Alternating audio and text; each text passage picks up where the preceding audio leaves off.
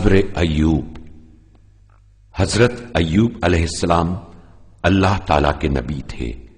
وہ کھیتی باڑی کیا کرتے تھے اور ان کے پاس مویشی بھی تھے، اور وہ ہر وقت خدا کو یاد کرتے اور اپنا بہت سا مال غریبوں کے حوالے کر دیا کرتے تھے۔ ایک دن شیطان نے اللہ تعالی سے عرض کیا کہ ایوب کی ساری نیکی صرف اس لیے ہے کہ تو نے اسے بہت مال و دولت عطا کیا ہے۔ شیطان کو جھوٹا ثابت کرنے کے لیے اللہ تعالی نے حضرت ایوب سے اس طرح امتحان لیا کہ ایک دن بہت زیادہ بارش ہوئی اور زبردست سیلاب آیا۔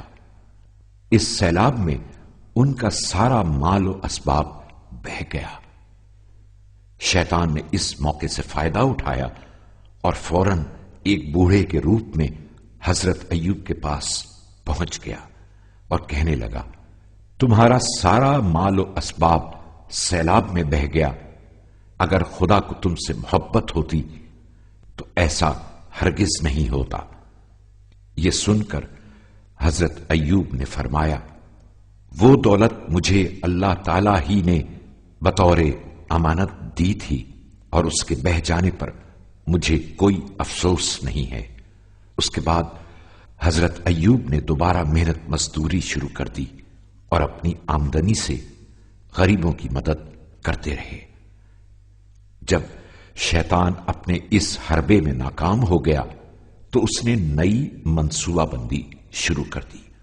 اب اس نے خدا کے حضور عرض کیا کہ چونکہ ایوب کے بہت سارے جوان بچے ہیں، اس لیے وہ سوچ رہا ہے کہ جو مال سیلاب میں بہہ گیا ہے وہ سارا اس کو دوبارہ مل جائے گا، اس لیے اب تو اس کے بچوں کو مار دے تاکہ میری بات ثابت ہو جائے۔ اللہ تعالیٰ نے ایک بار پھر اپنے نبی کا امتحان لیا اور ایک زلزلے میں حضرت ایوب کے سارے بیٹے مر گئے اور سب کچھ تباہ و برباد ہو گیا۔ شیطان چاہتا تھا کہ حضرت ایوب اللہ سے دور ہو جائیں اور اس کی عبادت کرنا چھوڑ دیں، اس لیے وہ ایک بوڑھے کی شکل میں آپ کے پاس آیا اور کہنے لگا، اللہ نے تمہارے سارے بچوں کو مار دیا تو کیا تم اب بھی اس کا شکر ادا کرتے رہو گے؟ حضرت ایوب نے فرمایا، بچے میرے پاس خدا کی امانت تھے، وہ اس نے واپس لے لیے تو کیا ہوا؟ اس کے بعد وہ اللہ کی عبادت اور شکر میں مصروف رہے۔ اب تو شیطان بہت ناراض ہوا اور اس نے خدا سے عرض کی، اگر ایوب بیمار ہو جائیں تو یقیناً تیری عبادت چھوڑ دیں گے۔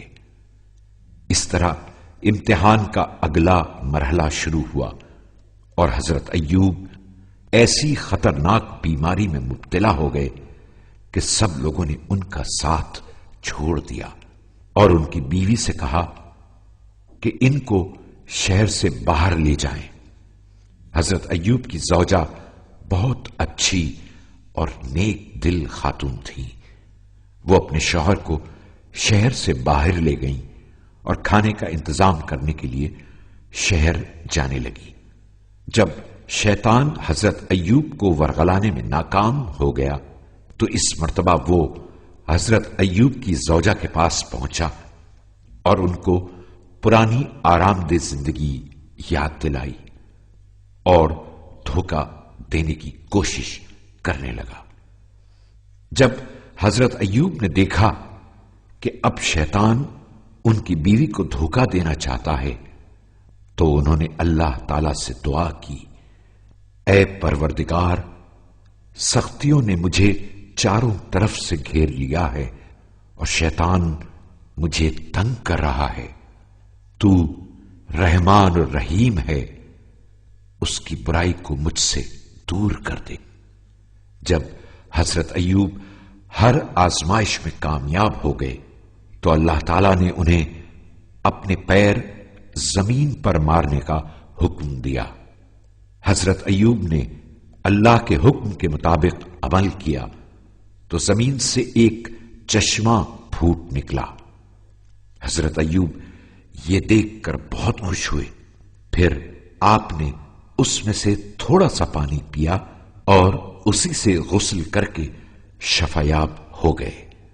اس کے بعد اللہ تعالیٰ نے اپنے اس نیک بندے سے جو کچھ لے لیا تھا وہ سب انہیں واپس لوٹا۔ اس طرح حضرت ایوب خوشی خوشی دوبارہ اپنی پرانی زندگی کی طرف لوٹ گئے اور پوری دنیا کو سختیوں کے مقابلے میں صبر کرنے کا راستہ دکھا دیا۔